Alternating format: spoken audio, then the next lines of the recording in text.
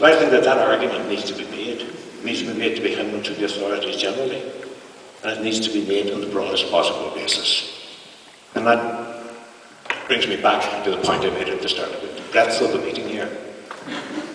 It's necessary, I think, to have, and history again tells us this, to have a broad campaign. One of the reasons I'm pleased to be able to speak here, and it's also one of the reasons why I think I was asked, is that everybody knows I'm not a Republican, sort of, I'm not of a nationalist frame of mind.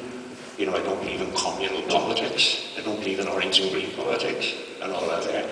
That's one of the reasons I'm particularly pleased to be here, because it makes the point that you don't have to be a nationalist in order to support this particular campaign.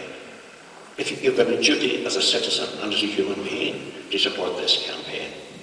And coming at it in that perspective, it also seems to me that we ought to link up. I think somebody, I forget who it was, mentioned the fact that there's things happening sort of across the water and so on, which are fairly comparable and parallel to what is happening here.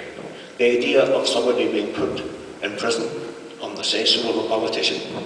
Certainly, there are a number of people from the Muslim community who have control orders imposed upon them on the basis of security information. The reason for control orders is precisely that there's no evidence to bring them to court, so they can't be convicted. If control orders put on them, stipulating in some cases that they remain within their homes and only go out with permission, or don't go out any further than so many yards, otherwise the anklet or whatever you call it begins to set off alarms. Or they're deported from London to Northern England, a number of cases for that. People who have lived all their lives in London, they're sent to the northeast of England, to Gateshead or somewhere, the warm to Gateshead. But if you come from London, you don't want to be, and your family's there, you don't want to be put up there. And the point about it is that if you then breach the control order, that's a criminal offence. Then they get you into jail for breaching the control order. In other words, you can find yourself in jail without ever having been brought to court and charged with a criminal offence. That's happening across the water at the moment. It's happening in the context of increasingly sort of tight control of people, increasing sort of political use of the law. It may seem a long distance from the Galway prison to some of the demonstrations that have been on the streets of London recently. But in terms of people's civil rights, isn't it a lot far different? We had a young fellow called Gilmore, given 16 months recently because he was photographed hanging sort of from a Union flag at the cenotaph. That might be offensive to a lot of people. Well, I'll tell you what, it's hard, it doesn't hurt anybody. Nobody got a broken nose or an injury. Through that, if far, far worse things happen, why did that happen to him? That's political. That's political. That's criminalising protest that's going on in relation to that. And there's going to be more and more of that. And the point that I'm getting around to in saying this is that I believe sort of we have to spread a campaign out from Northern Ireland. We have to make it much broader, and it is possible to do that. I was delighted to see this morning that an article in one of the newspapers, a big photograph of Michael Mansfield, saying that Michael has come out of semi-retirement. I didn't know he was in semi-retirement, but apparently he is. I suppose he's got his money made. But now he's come out of semi-retirement to represent a couple of people involved in protests across the water. Gareth Pearce, known to many of us. Gareth has been active in defending particularly Muslim people who are under the same sort of denial of liberty and denial of due process that applied to Irish people some years ago. I think we should be linked up to those campaigns. Moazan Bay, sort of, he was an internee in Guantanamo Bay, of course, came over to Derry and was one of the people who opened the Free Derry Museum, the Museum of Free Derry down there. Binyam Mohammed, he has also been denied due process, has spoken out about Ireland in the past. We should have those people involved. If there's liberal language opinion, and there is decent people sort of in England who are beginning to organise against the way they see individuals within the Muslim community and more broadly involved in political protest being treated, we should be saying, us too, we do not want the situation in Northern Ireland, 6 counties, whatever you want to call it, we don't want that sort of marginalised. We don't want people saying, well, that's just them mad Northern Irish people over there. Sort of the issues which apply, sort of law-abiding Britain, don't apply to Northern Ireland. Of course they do.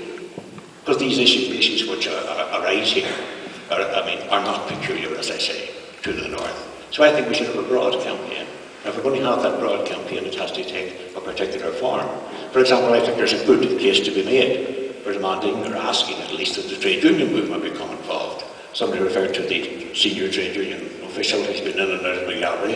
I don't think I'm breaking confidence, but even if I am here, so is Peter Bunting, who's the Northern Secretary of the Irish Congress of Trade Unions, and he knows everything that's been said here. He knows he participated in sort of finessing an agreement within the gallery, and he knows that that agreement has been broken. It's never been properly implemented, and that that's central to the continuing problems there. I believe that on that basis alone, we've got an end to the trade union movement, and there's other people like myself who are deeply involved in the trade union movement who can take that on. And again, the point I'm making is to get it out from, and I don't use the word offensive, the ghetto, if you like, the ghetto of nationalism and the rest of it, to make it plain that it's this broad campaign. I think we should do that. I think we need a single campaign. I think we need that. Look back at sort of other campaigns of the past. The ones that have been effective have always been ones where it was a single campaign and not a series of meetings and discussions and little demonstrations, Derry, Belfast, Newry, Dublin, or wherever we're going to be. Then we need a single campaign, which should be very broad. I think it should be. Nobody should be excluded from it, just because somebody thinks it will scare other people off. But nobody and everybody should be included. Nobody excluded, everybody included. And everybody invited to become involved. I think that can be done. I don't think it's an enormous organisational problem to do that, starting with a small group somewhere, to piece it together so that it can speak for the prisoners, not speak for them directly, but speak for the issues, speak to the issues that are affecting prisoners. And I think there's a basis for doing that. And if we do that starting here tonight, or starting whenever, but it'll have to be soon. I think that we can organise meetings and rallies that are 2 times, 3 times, 10 times the size of this. And there are things that we can do to sort of protest things. We can ask people to withdraw from the policing board or whatever. And that's not a proposal or anything, but it's something for people to turn over in their minds. It just occurs to me as I speak. But there's lots of things like that we can think about, which are peaceful, which aren't going to alienate anybody, at least are not going to alienate anybody who doesn't want to be alienated in the first place.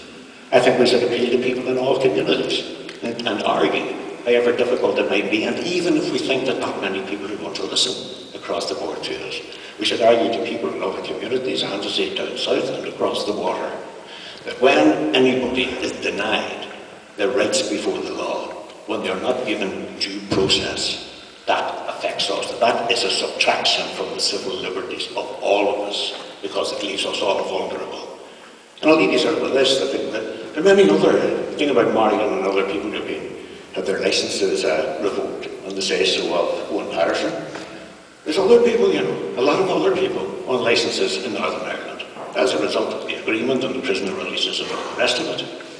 Every single one of them is vulnerable. I'm not saying it's going to happen in the morning, but every single one of them is vulnerable to having their licences revoked and just being thrown back into prison.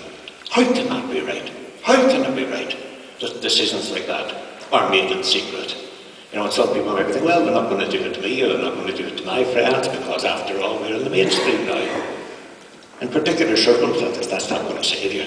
And even if it is going to save you, you shouldn't allow it to happen to anybody else. So for all these reasons, and with all these angles and aspects to this campaign, I think that we can get together a massive campaign which isn't going to frighten anybody, because it's to do with human rights, to do with due process before the law, and all those considerations, and to be that if we do that, we can save Brendan Lewis's life. And I believe, and I very much hope, that we're going to get Marian Price out of prison, and also get, leave aside, some people can argue, they can argue that none should be in prison in the first place. Leave that aside for a minute. We're talking about the conditions, the humanity or lack of it, of the conditions in which people are held, and the need to get out of prison those who shouldn't have been there on any legal basis in the first place. Thanks very much.